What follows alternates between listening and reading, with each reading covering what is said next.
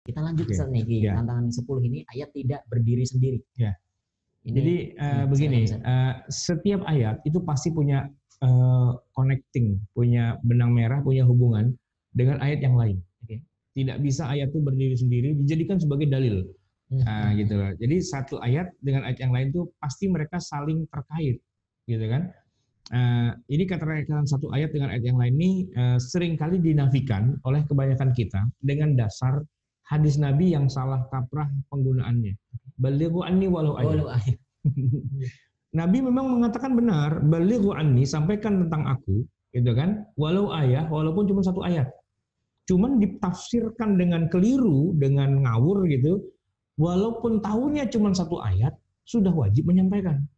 Wah, ini salah banget, keliru banget, dan hampir semua orang melakukannya. Gitu. Ya memang latar belakangnya sih bagus untuk menghidupkan semangat dakwah dan sebagainya, gitu bagus. Tapi keliru besar ketika orang baru ngertinya satu ayat, kemudian dia udah dakwah, udah jadi ustadz, udah jadi penceramah, jadi narasumber dan sebagainya, ya kan, berdalil pada satu ayat yang dia taunya cuma ayat itu doang, padahal ada banyak lagi ayat-ayat yang lain yang sebenarnya itu sangat erat kaitannya, gitu ya. Nah, oleh karena itulah maka kalau saya bikin di sini, Imam Asy-Syatibi dalam kitabnya Al-Muwafaqat menegaskan tentang pentingnya melihat keseluruhan ayat. Masya Allah. Ya, istilahnya an-nadhrah asy-syumuli. Ya, an-nadhrah asy-syumuliyah. Jadi bagaimana seorang mufassir, ya termasuk kita juga, itu nggak boleh kemudian menafsirkan satu ayat sebelum dia baca dulu ayat yang lain, dan ayat yang lain. Jadi saya gambarnya begini, barangkali kita kalau baca satu Quran dengan 6.236 ayat itu, jadi kita tahu petanya gitu kan. Kita tahu skema besarnya. Ini ngomong sholat itu di sini. Maka ketika kita ngomongin sholat itu nggak boleh pakai ayat yang ini saja gitu. Harus terkait dengan yang lainnya. Ya, karena kayak dalam ilmu biologi kita kan nggak boleh cabut gigi sembarangan karena ada syaraf ke mata, ada syaraf kemana, jadi harus ngerti anatominya gitu, nggak boleh sembarangan kan. Orang yang suka yang pijit refleksi ya istilahnya, yang telapak kakinya itu dipijit, oh ini bagiannya ke hati, ini bagiannya ke jantung, ini ke lambung, kemana itu ada pencet-pencetannya gitu kan. Nah itu kayak gitu Al-Quran, makanya nggak boleh kemudian Al-Quran itu dipotong-potong gitu kan, dipakai sepotong-sepotong yang kemudian malah membuat istilahnya Al-Quran itu menjadi ya kemudian jadi salah gitu ketika dipahami, karena tidak hanya. Jadi saya sering menggunakan sebuah percontohan gini. Orang kalau mau mendeskripsikan bentuk atau rupa dari hewan, itu dia harus melihat secara keseluruhan tubuhnya. Misalnya gajah gitu kan. Gajah itu ya hanya bisa dideskripsikan kalau orang tuh bisa melihat gajah secara utuh. Kalau orang nggak bisa lihat, dia hanya bisa pegang bagian tertentu, maka deskripsinya dia itu menjadi sangat sangat lemah. Orang buta pengen tahu gajah kayak gimana, seumur-umur belum pernah lihat gajah. Dia masuk ke kandang gajah, yang dia pegang cuma bagian tertentu, cuma gadingnya saja. Gadingnya keras, melengkung, lancip. Terus dia bilang, gajah itu harus keras, harus melengkung, harus lancip. Kalau nggak kayak gitu, bukan gajah. Ya dia sih nggak salah, cuman dia melihatnya cuma sepotong itu doang, ya kan? Yang lain cuma pegang belalainya, yang lain pegang kakinya, yang lain pegang perutnya, kupingnya, apa segala macam gitulah. Nah masing-masing punya deskripsi sendiri-sendiri akhirnya gitu kan. Nah itu yang tidak boleh. Oleh karena itu kita harus melihat Al-Quran itu secara keseluruhan. Ayatnya tuh ada satu kaitan yang satu dengan yang lain. Ini ada contoh yang disampaikan oleh Ibnu Abbas ya kalau nggak salah. Gini. Ada satu ayat di dalam Al-Quran surat Al-Maidah ayat 37, bunyinya yuriduna ay yakhruju minan nari wa ma hum bikharijina minha wa lahum adzabun muqim. Ya, ayat ini menceritakan tentang ada orang ya ingin keluar dari neraka padahal mereka sekali-kali tidak dapat keluar daripadanya dan mereka memperoleh azab yang kekal.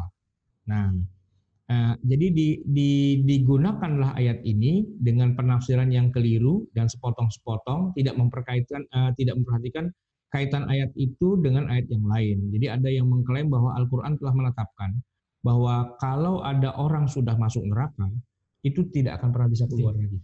Karena memang bunyinya ayatnya begitu, ya kan? Yuriduna, mereka yuriduna, mereka menginginkan, ayakhruju, ingin keluar, minan nar, dari neraka. Wa ma hum bikharijina minha, maka mereka tidak bisa keluar dari nerakanya. Walahum azabun muqim, dan bagi mereka itu azab yang kekal. Siapa saja yang masuk neraka tidak akan pernah bisa keluar lagi. Ayatnya ini benar. Tapi ketika orang menyimpulkan begitu, bahwa siapa saja yang masuk neraka tidak akan keluar lagi, oleh Ibnu Abbas ditegur, waihak, ya kan, celaka kamu, nafsirin sembarangan aja. Iqra ma fawqaha, baca satu ayat sebelumnya. Kenapa? Hadhil kufar, ayat ini lagi ngomongin orang kafir. Orang kafir itu mati dalam keadaan kafir, tidak membaca syahadat, bukan Islam dan sebagainya, masuk neraka, nggak akan keluar lagi. Ini ayatnya. Tapi kalau orang Islam, Muslim, dalam keadaan beriman, mati, masuk neraka, bisa keluar lagi nggak? Bisa. Maka dikeluarkanlah nanti orang-orang yang di hari kiamat, ya. Ada banyak hadisnya itu, ya.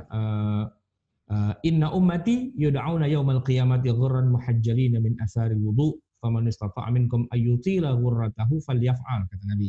Sungguhnya umatku akan diseru pada hari kiamat dalam keadaan bercahaya karena bekas wudunya, maka siapa yang mampu melebihkan panjang sinar pada tubuhnya, lakukanlah.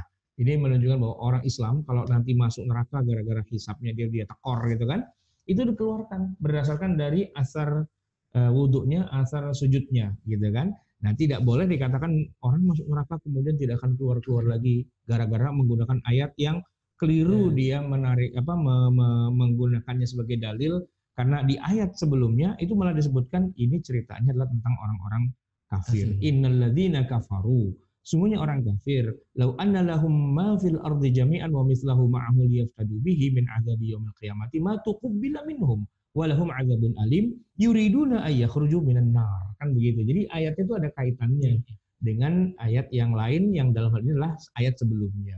Jadi nggak bisa dipotong-potong begitu, dipenggal-penggal begitu, nggak ada kaitannya dengan yang lain. Ini menarik sekali, Ustaz, teguran dari sahabat mulia Ibnu Abbas untuk orang-orang yang salah meletakkan ayat, salah menggunakan ayat dan ini harusnya berdalil ayat untuk orang-orang kafir gitu ya, tapi kok di generalisir gitu. Ngomonginnya pokoknya orang yang masuk neraka nggak akan bisa keluar lagi, padahal Allah sedang ngomongin orang-orang kafir di konteks ayat ini. Menarik sekali.